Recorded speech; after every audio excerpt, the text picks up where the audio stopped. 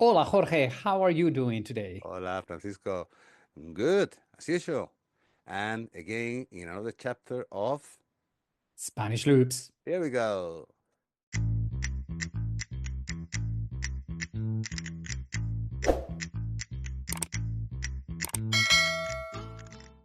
Okay, here we are again in another chapter of this podcast.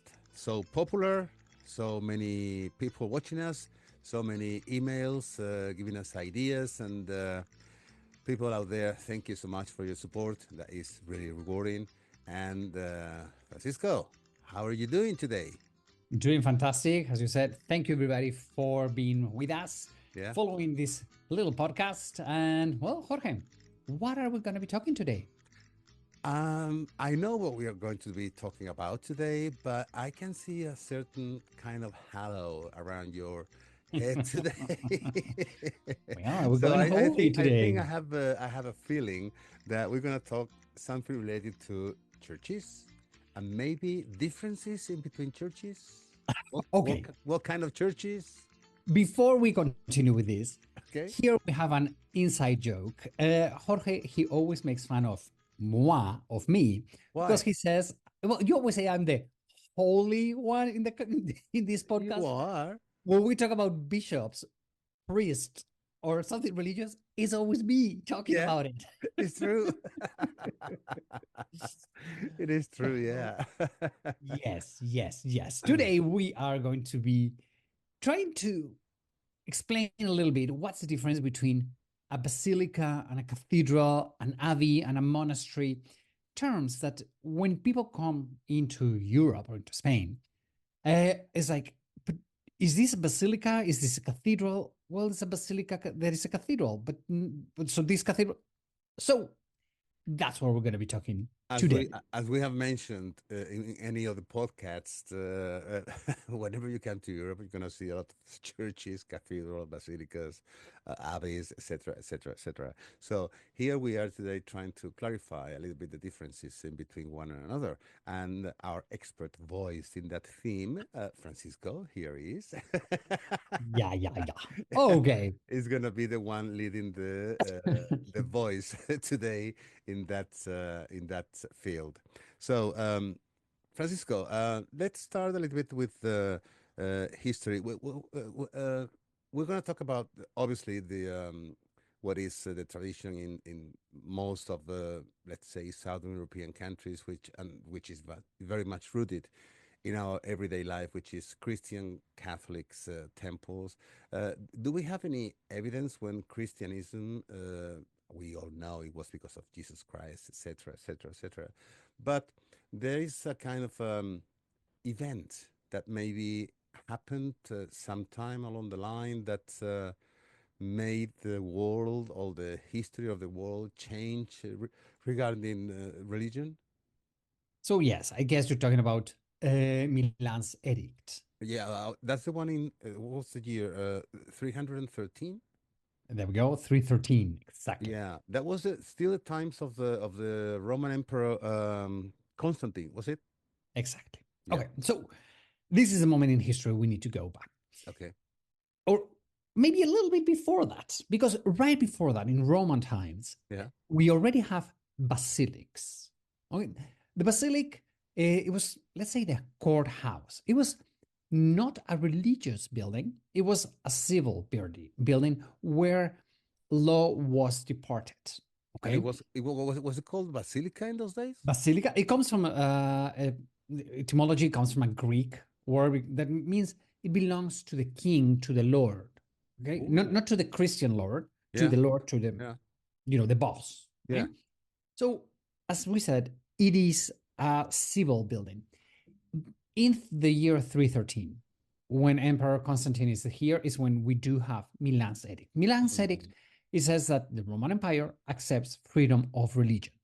And in this moment is when some of these basilics that they were civil, they were turned into religious buildings.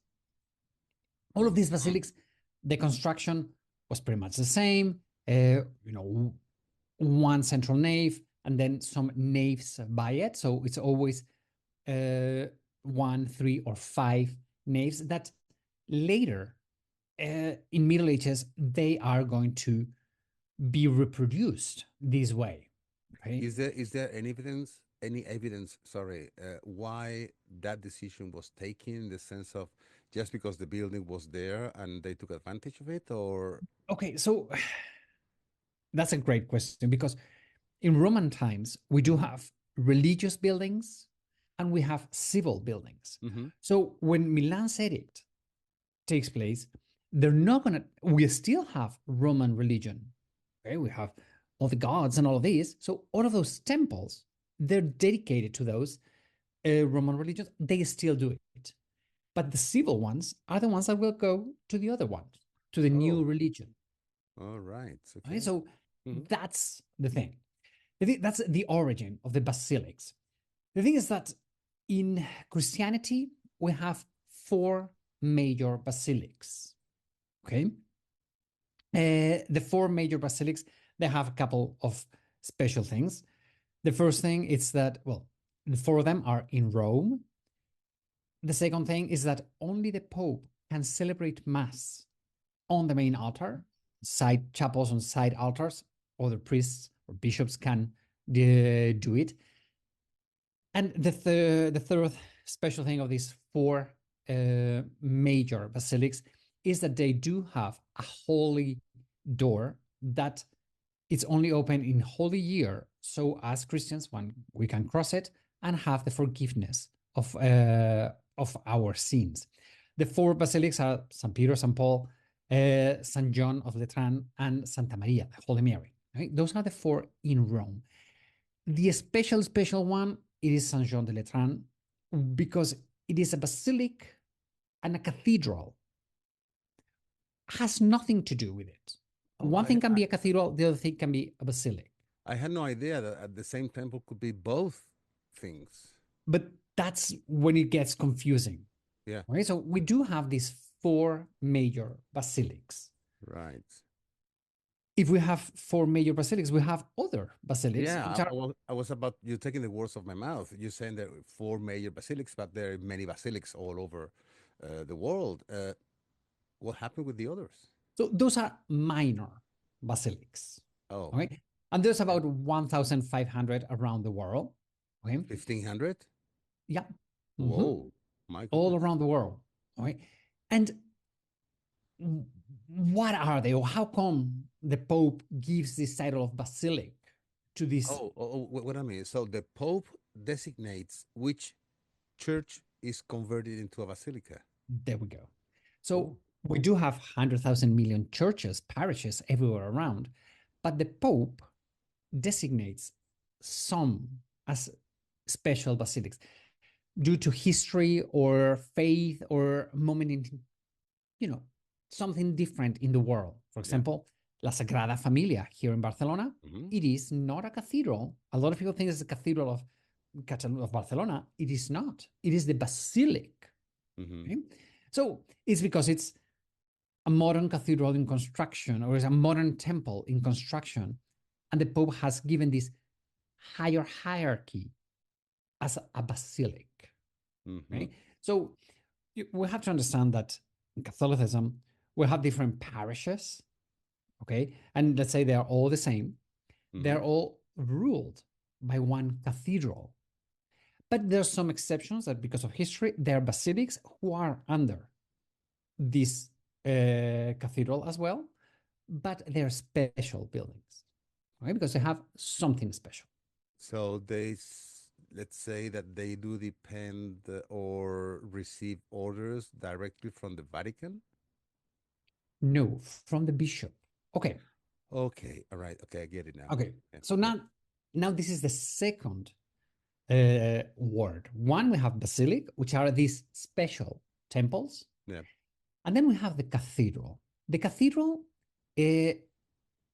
as we said, we have a lot of parishes. Yeah. And all of these parishes, if they have a problem, they have one cathedral with one bishop ruling it who takes care of all of these parishes. Cathedral comes from the Latin word cathedra. Okay, Cathedral. That's right. cathedra Yeah. means chair. Yeah. the bishop has a chair in the cathedral, cathedral. It is where he sits and is where he takes decisions to rule his diocese. Okay, so we do have cathedrals that can be basilics, and we do have basilics that can be cathedrals, but we have cathedrals that are not basilics, and we have basilics that are not cathedral. Easy Peasy. But a lot of people is like, but you said cathedral and the local guide said basilic. Yeah, because yeah, it can be both things. Yeah. And especially to me, the most difficult one, because of its magnitude, it is La Sagrada Familia. Well, yeah, here in Spain is the basilica to me. It is the basilica, but when you go to Barcelona, everybody goes to visit the Basilica of La Sagrada Familia, and not a lot of people goes to visit the cathedral, which is a gorgeous, gorgeous building in the city center. That's right, yeah. The Gothic Quarter. So a lot of people think that the Basilica of La Sagrada Familia is the cathedral, when it's not. Yeah, it's true. That happens a lot. Yeah, maybe. Yeah, I mean, to make it a little bit more complicated, we do have. There is more complication here. Gosh, yeah, we love to do these things. We do have co-cathedrals. What? Yeah, there's a few of them. One, we have them here in Navarra, where I come from. We have the Cathedral of Pamplona, where we have a bishop. Yeah. And then we have the co-cathedral of Tudela, which is all the way in the south of Navarra, where they don't have a bishop, but it is also a cathedral. It's like the Bishop of Navarra has two chairs. Don't ask me why. That one is like, why? Oh, no. Okay. So that's the difference. Okay. So a basilica is a special building. Yeah. Okay. Because of its faith, of its history. And a cathedral is where we have a bishop, where his chair is, and where he will rule his diocese. Okay. Francisco, let me ask you a question here. And this is not a quick question. This is just also a personal question that it raised while you were talking about it. You know that the Camino de Santiago starts in San Jean de Pied-de-Port, and then you start walking, you cross the Pyrenees on foot, and there is a basilica there that is a must stop. They also have an inn inside for the pilgrims. What was the name of that? I forgot about it. And the Pyrenees? Yeah, and the one Roncesvalles. Roncesvalles, thank you. So, okay, you love to make this difficult, don't you? No, well, I mean, it just arose to me that question. I mean, Roncesvalles is for the Basque culture, especially for Navarra as well. It's a very important spot because one of the big monarchs, we're talking back about the 1200s, that participated in the conquering territory to the Arabs, is buried there. Is the origins of the shield of which is in the coat of arms of Navarra, etc., etc. But there is several things into that basilica in Roncesvalles that makes that one very special. That goes into what category that basilica goes into? That one has even more complicated, has a very special one. It is a colegiata. Okay. Colegiata. What on earth is this? When through history there has been one place, one church, one monastery, something that is special, that has defended Christianity, especially, I mean, they have this title of colegiata. And the colegiata, it's a completely different thing. Because as we said, you have all of these parishes that they are ruled by the bishop. Mm-hmm. If you are the prior or of a colegiata, if you have a problem, you don't need to talk to the bishop. You have direct connection to the Pope. Oh, seriously? Okay, so yeah, so that's an extra thing that is totally apart from the normal hierarchy of churches in Christianity. So it's like, let's say, compare it with a tree, it's just one branch on its own that has direct access to the Vatican. There we go. It is. Whoa. There we go. I mean, that's perfect. Let's imagine Christianity spreading as a tree. Yeah. all the leaves are the Yeah. parishes. Yeah. The cathedral, Is it a is trunk. the trunk. The special, the branches that come out from that big trunk Yeah. are the basilicas. Yeah. And once in a while, you have a weirdo coming out of it, which is a colegiata. And there you go, the one in Roncesvalles. There we go, the one in Do we have Roncesvalles. there? Is there any more like that, as far as you know, somewhere else? Not that I know, Uh-huh. but I bet there are more. I mean, there have to be more because this one in Colegiata in Roncesvalles, it's very special because it is the one that, according to the tradition, it's in the border Yeah. between Spain and France, Mm-hmm. and is the one that stopped the Muslims into the Muslim Empire into crossing into Europe. Mm-hmm. Yeah. Yeah. I know That's that. why they have this special treaty. But Okay. obviously, the Ottoman Empire came on the 1400s from the east, so there has to be in that area also something with these special privileges. Mm-hmm. But Okay. anyway, Francisco, I have more questions here. oh gosh, go ahead, shoot. Okay, we have talked about the basilicas, the big ones. Mhm. Let's say the second step going down, basilicas. Then we have talked about cathedrals. We talk about temples that could be both things at the same time. We have talked about the colegiatas, which are a special thing, totally apart from that trunk. And then what happens with the abbeys and monasteries? Do they have to do anything with the parishes, the cathedral? I'm totally Okay, puzzled now. Totally. so basilics and cathedrals are from all times. Abbeys and monasteries, we need to go a little bit more modern to the 11th century. I mean, Oh, no, a no, little it's bit more more modern, modern. more Okay. modern, more. But Okay. yeah, we need to go to the Middle Ages. Yeah. The thing is that abbeys, they come from the 4th century, from this Milan's edict, from the Hmm. Orient. Okay. In fact, abbey comes from the Assyrian, and the word abbey in Assyrian means father. Oh, I didn't know that. That's why when in all of these monasteries and abbeys, they talk to each other, father this, father that, Uh-huh. because the word abadia, abbey, means father. Okay, Hmm. so the thing is that it is the origin is there, but when they become strong, it's on the 11th century when the creation of monasteries. Really, the difference between an abbey and a monastery is not much. Okay. By the way, first of all, abbeys and monasteries can be ruled by men and women. So they're going to be fathers and mothers. Okay? Together or No, those? no, no, no, no. Ave María Purísima, sin pecado concebida. In the name of the Father, the Son, and the Holy Spirit. My Jorge, come on. Hey, you literally said they can be run together. No, not they No, can be no, no, run no, by no. men and women. They can be run So one, it was some my by guess. men, some by women, not Sorry, together. my fault. I didn't want to. Please don't feel insulted about that. It was just my. It was. I was shocked about Okay, okay. that So comment. It was anyway, my misinterpretation. I'm sorry. so all of these monasteries, they are created on the 11th century because on the Middle Ages, there is, how could I say it?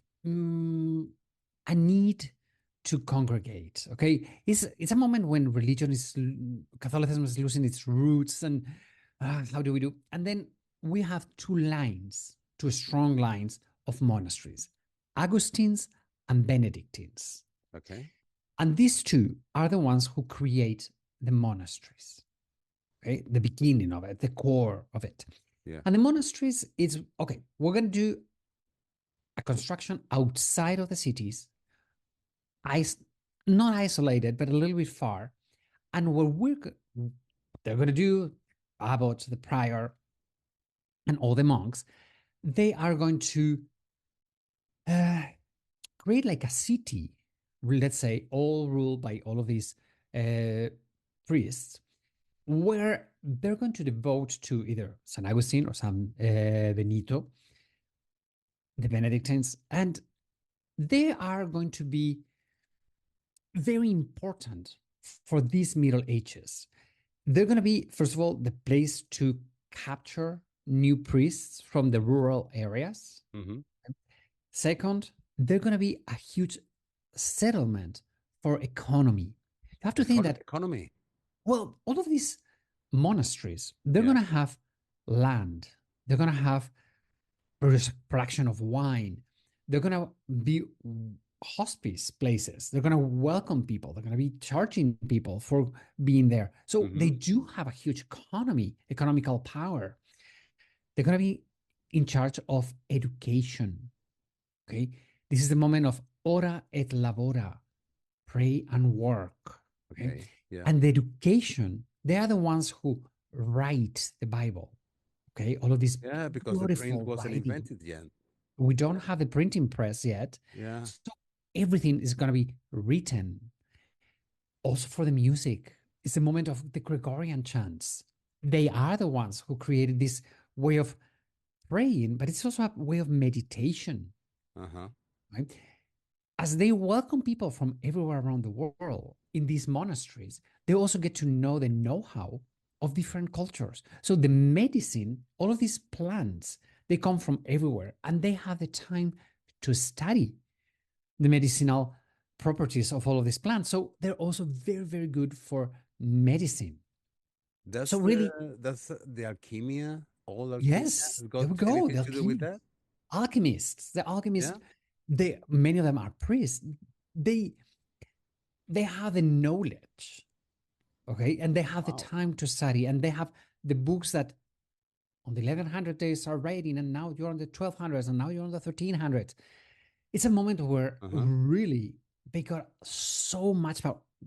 When we talk about all of these communities living together, probably the largest abbey convent that we have, it is Cluny. The one in Cluny went up to 1,000 monks. I mean, Where is that? Cluny in France. I A mean, thousand monks? 1,000. But if you have 1,000 people, you need to have food Yeah, for of 1,000 course. people. Everything So that you, evolves about 1,000 people. You need so, everything. so you need meat, meaning you need farming. You need Animals, yeah, of course. vegetables. Yeah, You need all of these things need to be done for 1,000 people. yeah. Uh, they drink Well, wine. obviously, all that creates an economy. That's a huge economy. There we go. But they also Nice. need to be dressed. So you're going to have to hire seamstresses. You're going to have all of these extra things. So, Mm-hmm. and imagine the construction of all these huge monasteries. How many masons can you hire? Many of them.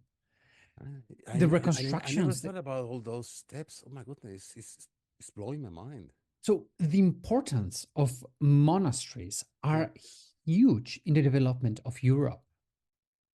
Okay, and all of these monasteries, when you create a monastery, yeah. it was, I don't want to say mandatory, but it was like a tradition that a father monastery has a sibling monastery, meaning you have a monastery and you create another one. This one will create another one. This one will create another one. So there's all of these chains of monasteries spreading like a web all around Europe. Wow. So really the importance of monasteries were very, very important. And they had their own rules, each monastery, or they had to Oh, follow the oh, oh, rules of that's the even Augustine better. or Benedictines. They had their own rules, their Each own one of them traditions. independently? If you follow one of these Lines. routes, yeah, so you will follow the Benedictine rules, or if you do the Augustines, you will do the Augustines. But besides that, they became so powerful that they Yeah. even had their civil laws different from the ones in the kingdoms. Oh, I mean, imagine the power, all of these abbots and all of these priors. I yeah. mean, it's not like, oh, it's a monastery. Oh, no. Monasteries is when you're going to see it. When we visit a monastery today, it's like, wow, it's huge. It's wow, what happened here? Well, put yourself in the Middle Ages. People have barely no food. People just, survive. And we never talk Middle Ages about slavery, but if you were a peasant, you were a slave for the Lord. That's right. Yeah. But if you're a prior, if you're a priest, if you're a monk, you do have special privileges and you do have your other things. So that's why they grew so much. Because if you're a peasant, where can you be educated? If you want to have education, well, you have to become a priest or you're wealthy. If you're a commoner, you're not wealthy. You only have one way to go, which is become a A monk. a monk. There we go. The word went. So really, really important. Yeah. Yes, Either the that or stay as a peasant for the rest of your life. yeah. So that was it. Really, the monasteries, the big boom was the Middle Ages, 11th, 12th, 13th century. Modern times, for us in Spain, it starts 1492, 1400s is when modern times come. And it's when we start the decline of them little by little, especially once Martin Luther, Yeah, the new religions rising in new Central Europe. religions is like the printing press. You don't control anymore what is taught. You can print and we can share. So education goes down. It starts going down, fading little by little. The real final step of monasteries, I mean, not final, but when they went almost bankrupt and it was with Napoleon Bonaparte. Right after the French Revolution, Yeah. it's the French Revolution, they took down many, especially in France, many of these monasteries, they were destroyed.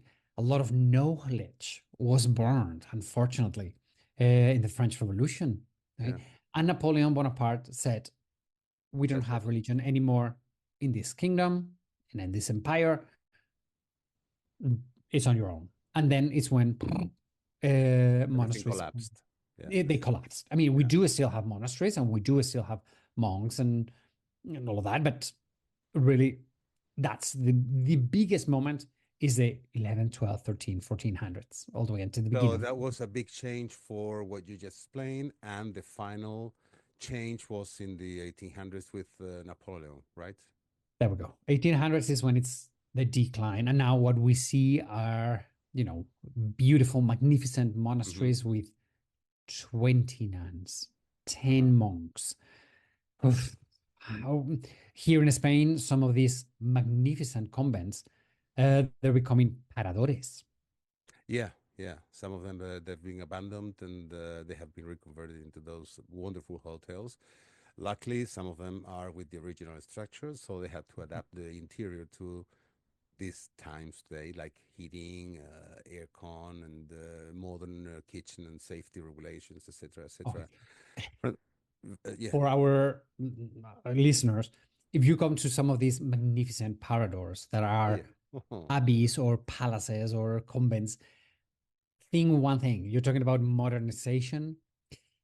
On the 1200s, they were not thinking about Wi-Fi connections.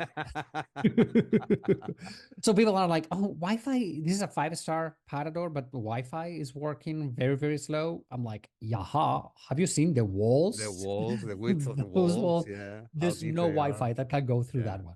Okay, so yeah, because they were made by rocks or stones, yeah, and so they're very, very strong, it powerful. could be So like yeah, about 3, 4, even 5 feet thick each wall. So yes, so they're it's really difficult to get to go through there. connection. I remember. Have you been in that parador of Bielsa, which is right in the border in between the Aragon and France in the Pyrenees? No, have you? Well, yes, I have several times in tours, and the only connection they have there with the exterior world is, I mean, besides satellite TV, of course, is the Wi-Fi comes from a satellite, not Satellites. from the inside, because not even landline, not even a telephone wire can get there. Imagine where it is, and imagine Yeah, the access. I mean, the road is just terrible. I mean, I get almost sick motion just thinking about it. when I get there or thinking about it. And what happens with the Wi-Fi, if you have it in a satellite above you, if the weather is cloudy, which is I would say, 2/3 of the year on the Pyrenees, over the Pyrenees, because of the clouds, your Wi-Fi is either very, very slow or almost non-existent. So that's But isn't that beautiful? oh Once yeah, in a while, absolutely, have absolutely, yeah, no connection to the world and be like, hey, you're in a gorgeous, gorgeous place, yeah, it's true, full of history, it's true, having amazing food. mm, And thank God, once in a while, no yeah, connection. I wanted, but there was no connection. Hey, so yeah. I love that. Okay, and it's wonderful to have that gap time frame that you have no connection with the world, just to clear your mind, to think about your scenes if you want to in one of Mhm. those places, etc., etc. But I want to make this a little bit more complicated for you, Francisco, because I have Thank another you. question. Go ahead. I mean, to me, everything that you have said is really fascinating. I never thought of many aspects that you have mentioned about it, especially the economics around the monastery. I was blown away. But tell me, now and again, when you are, especially in the countryside, and you're walking and nearby, not into a town or a little group of houses here or there, you see either in the top of a mountain or the bottom of a valley or the most unexpected place, a temple, which they are called ermits. Okay. What was the purpose of that? Okay. So, hermit. What on earth is a hermit? Darn, Jorge. Okay, guys, I want to say one thing here. When I look at you, I'm pretending to look at Francisco and you all. But when I do this, is when I'm looking at Francisco on the screen. So sometimes I just do this because I want to see his expression on his face. Like, my He panic goes face, like, like, oh, God. Okay. So now let's go back to the monasteries. Okay. You okay. have this community of 300, 400 men or 400 women, and you have to follow this rule of Benedictines or Augustines or whatever. You need isolation. You need to be alone. You you cannot find God there because you are different and you just need to be by yourself. That is what a hermitage is going to do. A hermitage is going to move out of all of these places and is going to go solo. It's going to go by himself. Normally, it's a man. Okay, the hermits are mostly ruled or followed by one man.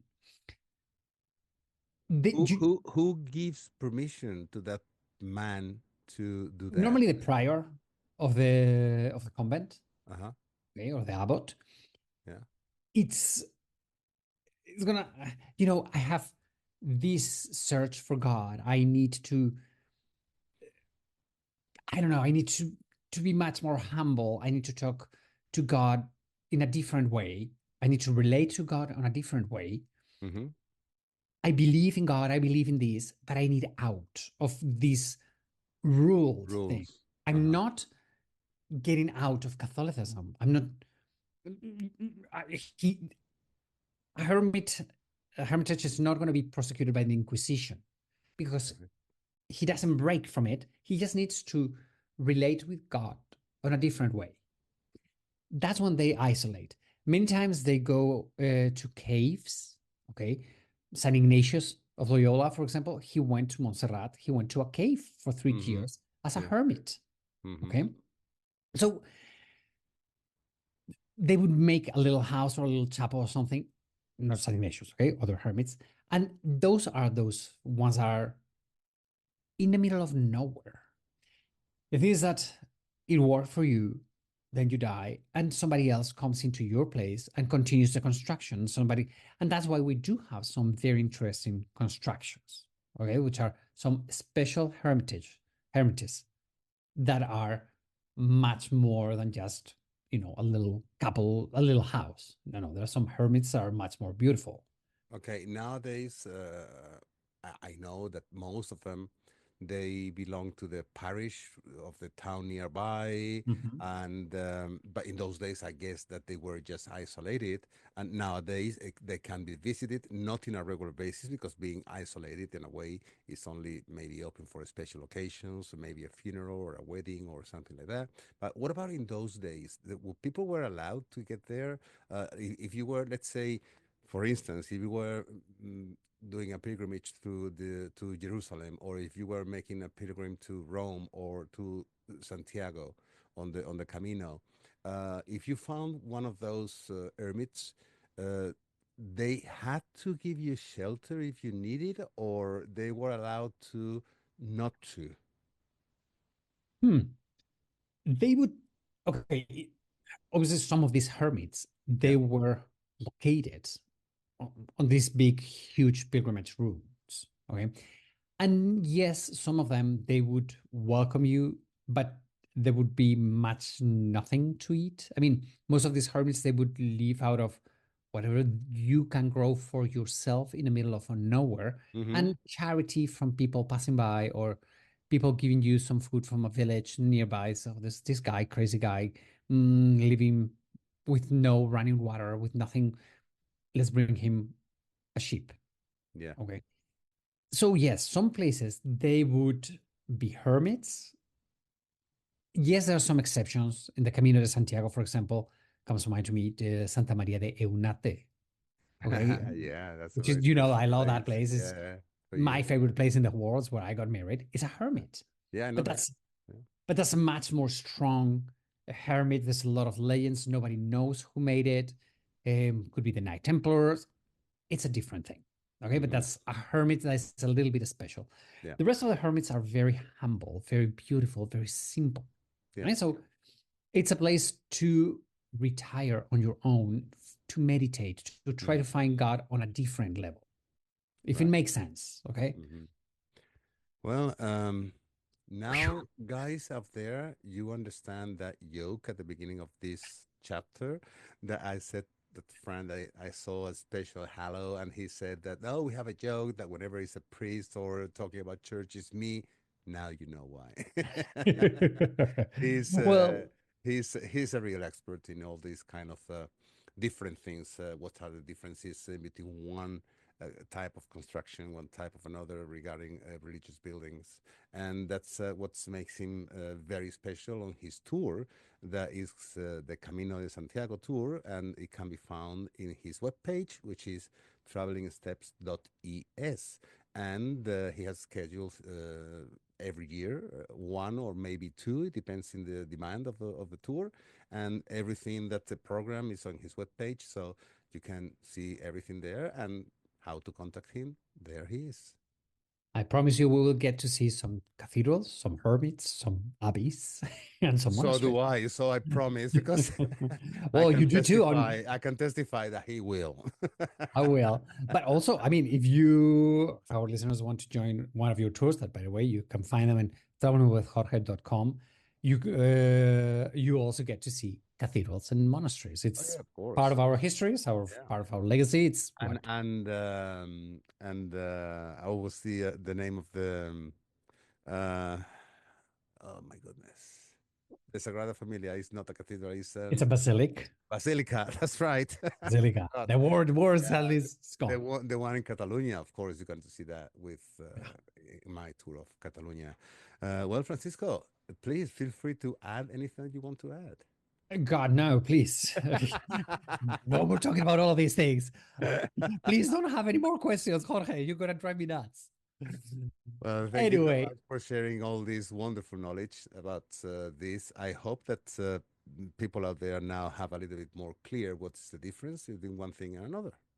and if somebody wants to share some pictures with us about a monastery around Europe that you have loved, or a basilica or a cathedral, we would love to see some of those images. And what else? If you're watching this on YouTube, it would be amazing if you could subscribe to our YouTube channel and give us a little thumb up to this video because it helps a lot. Positioning.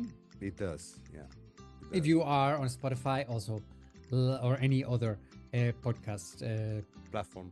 platforms, please give us a thumb up because it also helps. Alrighty, so chicos out there, thank you so much, and I will see you next week. Bye-bye. Jorge, thank you very much. Thank you.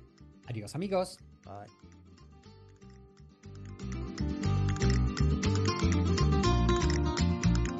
And as usual, we want to thank all our listeners for being there every week, letting us sharing our talks. Follow us in Spanish Loops in Facebook, Spotify, Apple Podcasts, or your favorite platform. And in Instagram, you can find us as the Spanish Loops Podcast, no spaces, all together. If you want to find us the quickest way, just Google Spanish Loops Podcast and you will find us. Hasta la vista, amigos. See you next week.